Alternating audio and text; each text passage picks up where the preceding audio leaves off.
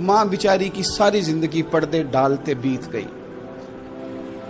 अब्बा ने आके पूछा कहाँ गया वो कहती इधर ही था, मुझे बता के कि अभी आ जाएगा, वो मुझे कह गया था कि मैं नहीं इधर ही था, कुछ भी नहीं, ऐसी कोई बात ही नहीं। सारी जिंदगी पर्दे डालते बीत गई।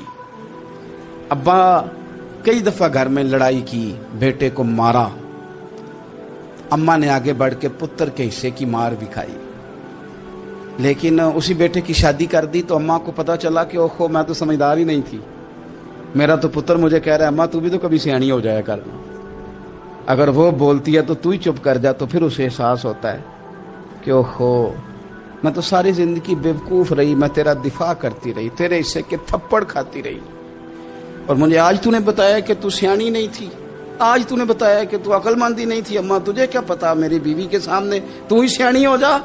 वो टूट जाती है, बिखर जाती है, वो कभी पलट के देखती है तो उसे बड़े सारे जख्म ताजे होके दिखाई देते हैं, वो यार मैं ही सियानी नहीं थी। सुनो ना, इमाम हसन रदी अल्लाह ताला अन्हु फरमाते हैं, इमाम हसन ने कोई लंबा वक्त नहीं अपनी वालिदा के साथ गुजारा, छोटे थे तो सैयदा फातिमा ज़हरा रदी अल्लाह ताला अन्हा विसाल कर गईं।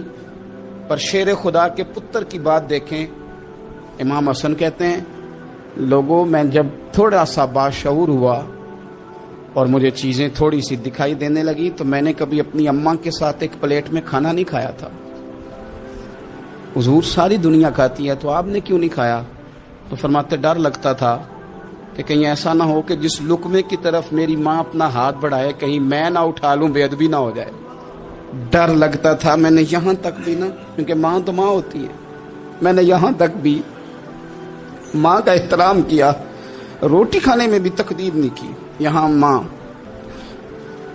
वो कहती है पीर साहब उन्होंने दस्या जे ना कि मैं तुहानू आख्या सी, उन्हें गल्लां च उन्होंने आख्या जे मेरे नाल बोले थे सही करे, उन्होंने दसियो ना मेरे नाल बिगड़ जाएगा, उन्होंने आख्या जे ना मैं तुहानू शिकायत लाई, पर ना उन्होंने गल्लां च समझाया जे कि मेरे नाल उची ना बोलिया करे, मैनू तकलीफ, उन्होंने आखियो ना। ओ यार क्या कायनात में हुजूर से बड़ा भी कोई है?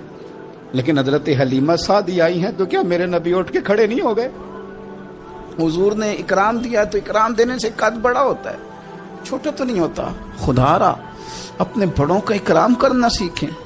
इन्होंने किसी ने आपको जगह दी होगी, किसी ने आपको नौकरी दी होगी, लेकिन माँ बाप ने तो जिंदगी दे दी, औलाद को जवानियां दे दी, सारा कुछ दे दिया, और बच्चे हैं कि समझते नहीं। एहतराम के जज्बे अपनी तबीयत में लाएं, बेअदब ना बने, सुबह अदब ना कभी करें। आप ना कभी कोई ऐसा काम ना करें जिससे ना तकलीफ बढ़े, जिससे आजमाइश बढ़े। आप एहतराम वाले रहेंगे तो खुद भी सजे संवरे निखरे रहेंगे। अपने बुजुर्गों को पहल करें, बुजुर्गों की तरफ, यानी आप घर के अंदर छुपा के सेब अपने कमरे में ना लेके जाएं, छुपा के चीजें ना रखें, बल्कि पहल करें बूढ़े अब्बा से, पहल करें अपनी वालिदा से, वहां से आगाज करें। आप देखें बरकतें कितनी होती हैं। मैं कुछ बातें मुझे लुत्फ देती हैं। मेरे कुछ संगी हैं, 3 भाई हैं, इकट्ठे मुझसे बैत हैं, मेरे साथ बड़ा प्यार का रिश्ता है। तो कभी कभी ना खिदमत करने का दिल करता है उनमें से किसी का कि चले हजरत साहब आए हैं तो हम कुछ नजराना पेश करें। तो अपने बड़े भाई को वो थमाते हैं, जनाब आप ये काम करें।